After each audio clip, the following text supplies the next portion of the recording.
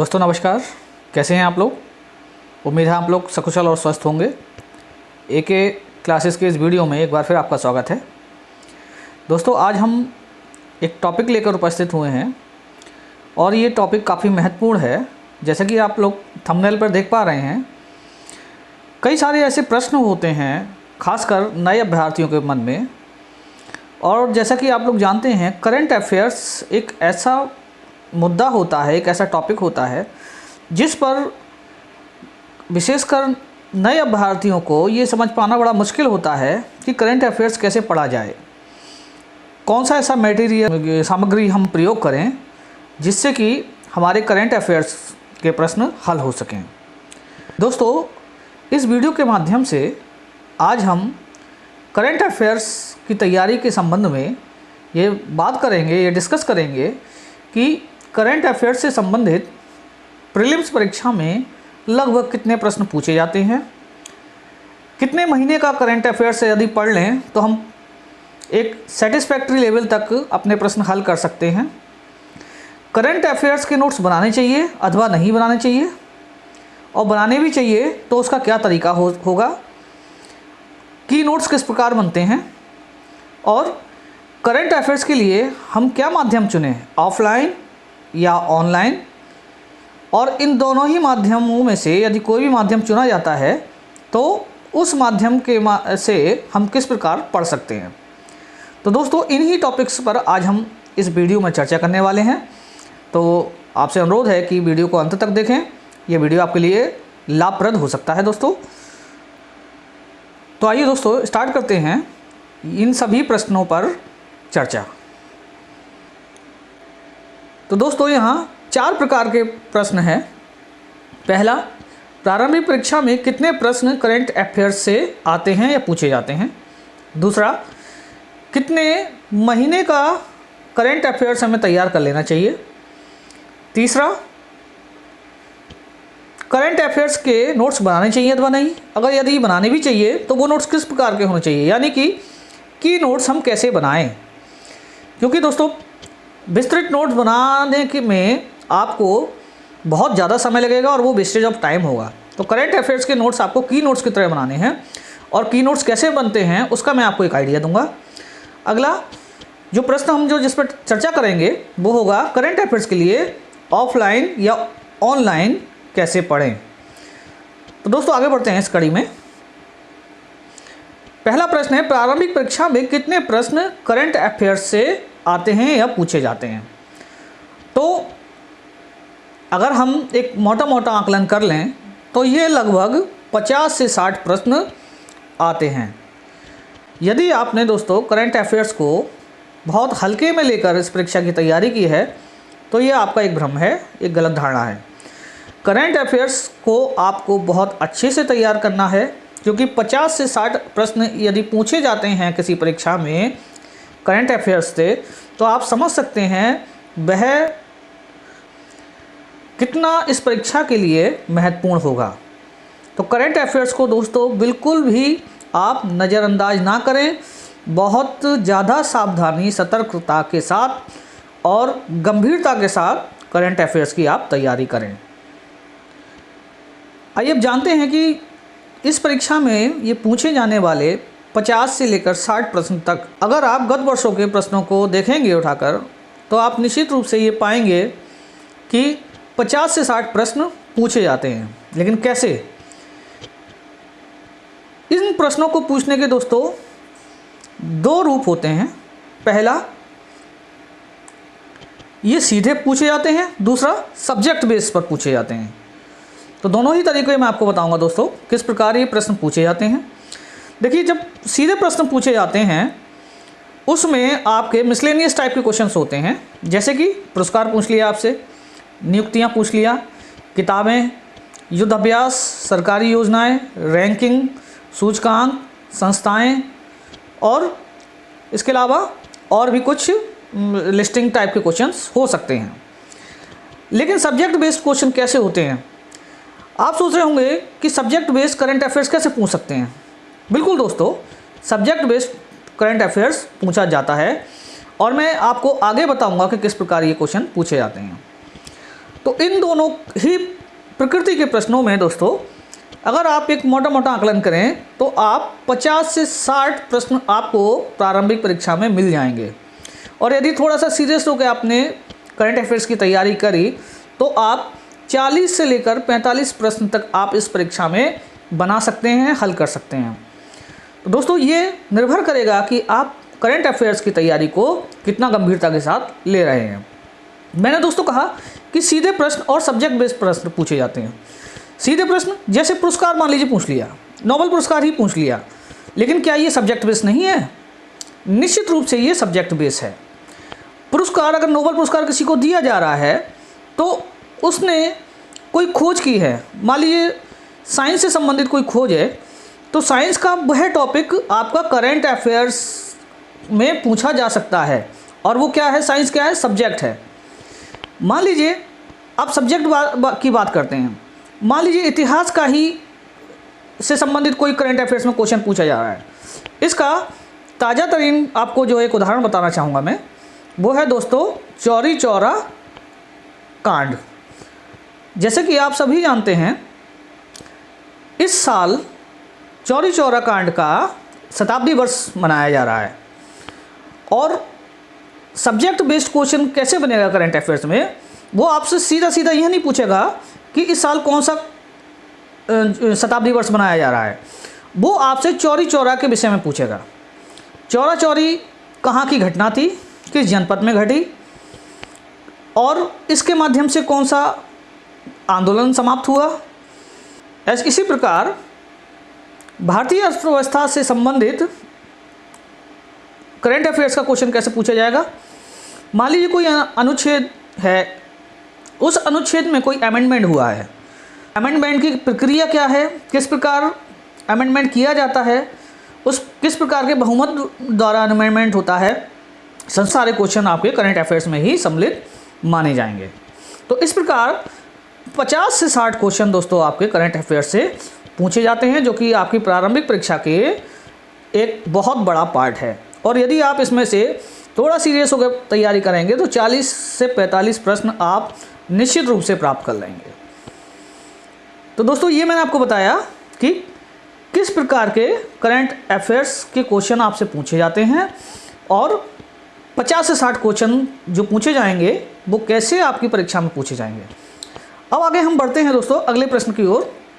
यह प्रश्न है कि करंट अफेयर्स के लिए की नोट्स कैसे बनाए जाएं।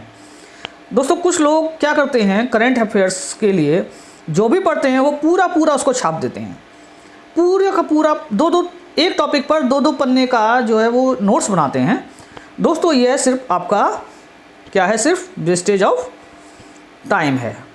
आपको करंट अफेयर्स पर नोट्स बनाने हैं, लेकिन कैसे बनाने हैं? आपको की नोट्स बनाने हैं। सिर्फ की नोट्स आपको बहुत हेल्प करेंगे जब आप प्रारंभिक परीक्षा के पास होंगे।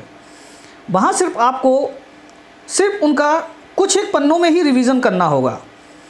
पूरे साल के नोट्स आप इस तरह से बना लें कि मुश्किल से वो आपके 40 से 50 पन्ने हों। और जब आपका प्रारंभिक परीक्षा पास में होगी, 2 दिन पहले भी अगर आपने उनका रिवीजन करना शुरू किया तो निश्चित रूप से करंट अफेयर्स के जो भी घटनाक्रम है वो आपकी उंगलियों पर होगा। तो की नोट्स का क्या महत्व होता है ये दोस्तों मैंने आपको बताया। अब जानेंगे की नोट्स किस प्रकार बनाए जा सकते हैं। दोस्तों ये वीडियो खासकर मेरे उन नए अभ्यर्थी दोस्तों के लिए है जो अभी इस तैयारी में आए हैं। पुराने लोग निश्चित रूप से जानते होंगे कि नोट्स किस प्रकार बनाए जा सकते हैं, लेकिन फिर भी वो इस वीडियो से हेल्प ले सकते हैं। तो जानते हैं दोस्तों किस प्रकार की नोट्स बनाए जाते हैं। की नोट्स बनाने के लिए दोस्तों मैं 2 उदाहरण लूँगा। पहला मिसलेनियस टाइप के क्वेश्चन और दूसरा सब्जेक्ट बेस्ड क्वेश्चन। देखिए की नोट्स के लिए मैं आपके सामने एक उदाहरण प्रस्तुत कर रहा हूँ, जैसे कि पैसेक्स अभ्यास। ज़्यादातर प्रश्नों में ये पूछा जाता है कि पैसेक्स अभ्यास या युद्ध अभ्यास किन 2 देशों के बीच हुआ। तो आपको लिख देना, वहाँ हल कर देना है भारत इंडोनेशिया के बीच में। अब यदि उसने देश नहीं पूछे, थोड़ा सा आगे बढ़ गया और उसने पूछ लिया कि कब हुआ, तो आपको डेट नोट कर देनी है। यह अभ्यास थल सेना के द्वारा किया गया, वायुसेना द्वारा या नौसेना द्वारा, ये आपको पता रहना चाहिए। तो ये नौसेना द्वारा किया गया। कहाँ किया गया, यह भी प्रश्न आ सकता है, उसके लिए होगा अरब सागर। अब इसमें यदि कोई विशेषता है तो उस विशेषता के बारे में भी आप एक छोटा सा कीवर्ड नोट कर दें। जैसे कि विशेष इसमें क्या है कि भारत की ओर से INS तलवार ने प्रतिनिधित्व किया। तो यहाँ आप देख रहे होंगे कि ये की नोट्स बन गए। पैसिक्स अभ्यास से संबंधित एक की नोट आपका तैयार हो गया और पैसिक्स अभ्यास से संबंधित कोई भी प्रश्न आएगा वो आप आसानी से हल कर पाएंगे। इसी प्रकार यदि सब्जेक्ट बेस प्रश्नों की बात करें तो अभी हाल का ही एक उदाहरण है कि उत्तर प्रदेश के बजट वर्ष 2021-22 में चौरी चौरा कांड के 100 वर्ष पूरे होने के उपलक्ष्य में चौरी चौरा शताब्दी महोत्सव जो कि पूरे वर्ष चलेगा के लिए 15 करोड़ रुपए का बजट आवंटन प्रस्तावित है। तो मैंने बताया कि सब्जेक्ट बेस्ड क्वेश्चन आपसे पूछे जा सकते हैं दोस्तों। जैसे चौरी चौरा कांड के 100 वर्ष पूरे हो रहे हैं तो आपसे ये नहीं पूछेगा कि चौरी चौरा कांड के 100 वर्ष कब पूरे हो रहे हैं, वो आपसे पूछेगा चौरी चौरा कांड का संबंध किस आंदोलन से है। वो पूछेगा कि चौरी चौरा कांड किस उत्तर प्रदेश के ज़िले से संबंधित है। वो पूछेगा कि चौरी चौरा कांड में क्या हुआ था। वो पूछेगा कि ये आंदोलन अहिंसक कैसे हो गया था। वो पूछेगा कि महात्मा गांधी द्वारा कौन सा आंदोलन वापस ले लिया गया। और ज़्यादा आगे बढ़ा तो वो ये पूछ सकता है कि यूपी के बजट में चौरी चौरा कांड महोत्सव के लिए, शताब्दी महोत्सव के लिए कितना पैसा आवंटित किया गया। तो दोस्तों यहाँ अगर चौरी चौरा कांड से संबंधित कोई भी प्रश्न आएगा वहाँ आप इस कीनोट्स को यदि आप पढ़ लेंगे तो निश्चित रूप से उसे आप हल कर पाएंगे।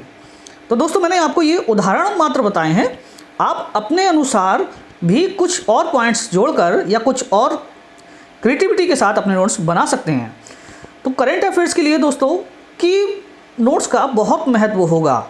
पूरे आप विस्तृत नोट्स ना बनाएं, कुछ की नोट्स बनाकर रख लें। पूरे साल का करंट अफेयर्स आपको मात्र 40 से 50 पन्नों में इस प्रकार तैयार करना है कि लास्ट टाइम में आप उनका रिवीजन कर पाएँ। अब अगला प्रश्न जो आता है वो आता है कितने माह का करंट अफेयर्स पढ़ना चाहिए। तो मैं कहूँगा कि आपको कम से कम पिछले 1 साल का करंट अफेयर्स पढ़ना चाहिए। कैसे, क्या तरीका हो सकता है, उसका भी मैं तरीका दोस्तों आपको बताता हूँ। देखिए, पूरे साल के करंट अफेयर्स को आप एक व्यवस्थित रूप से पढ़ेंगे।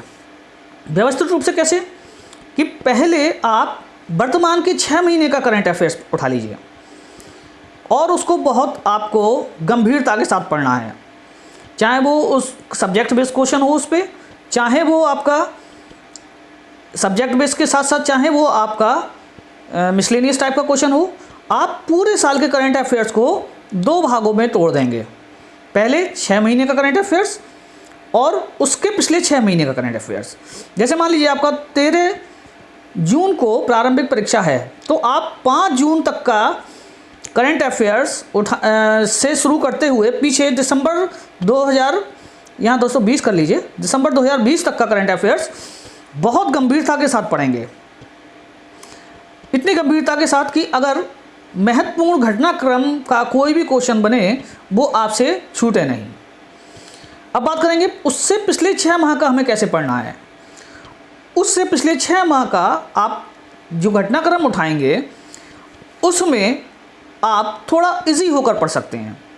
इजी होकर मतलब जैसे आपने शुरुआती 6 महीने मतलब शुरुआती 6 महीने जो आपकी परीक्षा से पीछे के 6 महीने हैं उसमें जितनी गंभीरता से पढ़ा है उससे हल्का सा इजी होकर आप पढ़ सकते हैं। लेकिन आपको इस तरह से पढ़ना है कि यहाँ की महत्वपूर्ण घटनाक्रम आपका छूट ना पाए। यहाँ तो आपको पढ़ना ही पढ़ना है लेकिन यहाँ भी आपका कोई भी घटनाक्रम छूट ना पाए। और दोस्तों इस प्रकार आपको यह पूरे साल का जो करंट अफेयर्स है उसको 2 भाग में तोड़कर पढ़ना है। और ज़्यादा अगर आप चाहते हैं कि एनालिसिस करना है इसका किस प्रकार का क्वेश्चन आता है तो उसके लिए सबसे अच्छा तरीका दोस्तों ये हो सकता है कि आप गत वर्षों के प्रश्न पत्र उठा लें और उसके आधार पर यह एनालिसिस कर लें, यह मूल्यांकन कर लें कि प्रश्न किस प्रकार से आते हैं। अगली बात करते हैं हम करंट अफेयर्स के लिए ऑफलाइन या ऑनलाइन कैसे पढ़ें। देखिए, यह निर्भर करेगा आपके ऊपर कि आप लोग ऑफलाइन पढ़ना पसंद करते हैं या ऑनलाइन पढ़ना पसंद करते हैं। लेकिन वर्तमान परिवेश के अनुसार आज जिस प्रकार से ऑनलाइन क्लासेस की, ऑनलाइन चैनल्स की, ऑनलाइन प्लेटफॉर्म्स की भरमार है, आप उसका भी सही प्रयोग कर सकते हैं। लेकिन दोस्तों, ये निर्भर करेगा कि आपको कितना चयनात्मक होना है। बात करेंगे दोस्तों कि ऑफलाइन संसाधनों का हम कैसे प्रयोग करें। ऑफलाइन संसाधनों में क्या हो सकता है दोस्तों, कोई भी एक पत्रिका आप पढ़ सकते हैं, कोई भी एक अखबार आप पढ़ेंगे करंट अफेयर्स के लिए, और प्रतिदिन अखबार में आई महत्वपूर्ण खबरों के की नोट्स बनाएंगे। महत्वपूर्ण खबरें कहा है दोस्तों मैंने, महत्वपूर्ण खबरें जो आपके परीक्षापयोगी हो सकती हैं, उसको आप की नोट्स बना लें। छोटे छोटे तरीका मैंने बता दिया की नोट्स बनाने का, उस प्रकार आप की नोट्स बना लें और उनका समय समय पर रिवीजन करते रहें। अब बात करते हैं, जैसे कि दोस्तों आप सभी जानते हैं कि वर्तमान स्थिति में, वर्तमान परिवेश के अनुसार ऑनलाइन क्लासेस की एक भरमार है।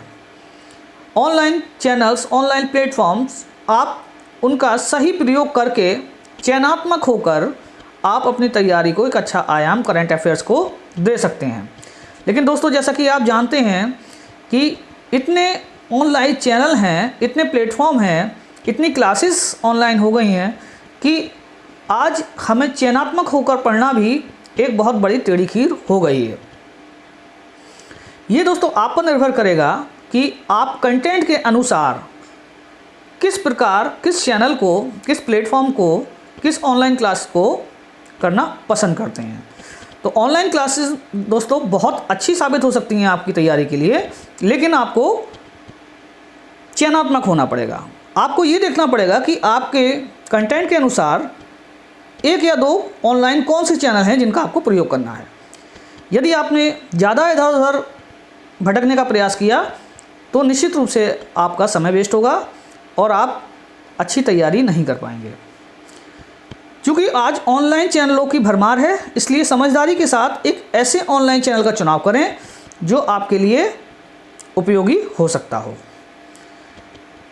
इसके अलावा PIB की वेबसाइट पर भी जाकर आप करंट अफेयर्स की तैयारी कर सकते हैं, लेकिन ये भी चयनात्मक होना चाहिए दोस्तों। मैं फिर बार बार इस बात को कह रहा हूँ, चयनात्मक होना है आपको, क्योंकि करंट अफेयर्स तो दोस्तों इतना है, इतना बड़ी मात्रा में परोसा जा रहा है करंट अफेयर्स विभिन्न चैनलों द्वारा, विभिन्न ऑनलाइन प्लेटफॉर्म्स द्वारा, लेकिन आपको बहुत चयनात्मक होकर, बहुत समझदारी के साथ अपने उस चैनल को चुनना है, एक या दो चैनल को चुनना है जिससे आप लाभ पा सकें।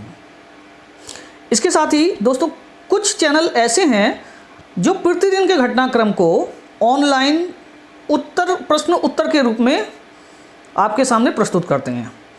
तो आपको ऐसे चैनल को चुन लेना है जो उस दिन के घटनाक्रम को प्रश्न उत्तर के रूप में देते हैं और साथ ही साथ उसकी व्याख्या भी करते हैं। आप ऐसे किसी एक चैनल की सहायता ले सकते हैं। तो दोस्तों, परीक्षा से संबंधित करंट अफेयर्स की तैयारी के संबंध में हमने जो कुछ प्रश्न लोगों के दिमाग में आते हैं, उसमें थोड़ा भटकाव वाली स्थिति होती है, संदेह होता है, उसके संबंध में आज हमने बात करी दोस्तों। और उम्मीद है आपको ये वीडियो पसंद आया होगा, और यदि वीडियो आपको पसंद आया हो तो कृपया इसको लाइक करें, और अगर आप इस चैनल पर नए हैं तो इसको सब्सक्राइब कर लें ताकि आपको आने वाले वीडियोज़ का नोटिफिकेशन मिल सके। तो दोस्तों, इस वीडियो को देखने के लिए आपका धन्यवाद, और अगले वीडियो में एक बार फिर आपसे मुलाकात होगी। तब तक के लिए नमस्कार।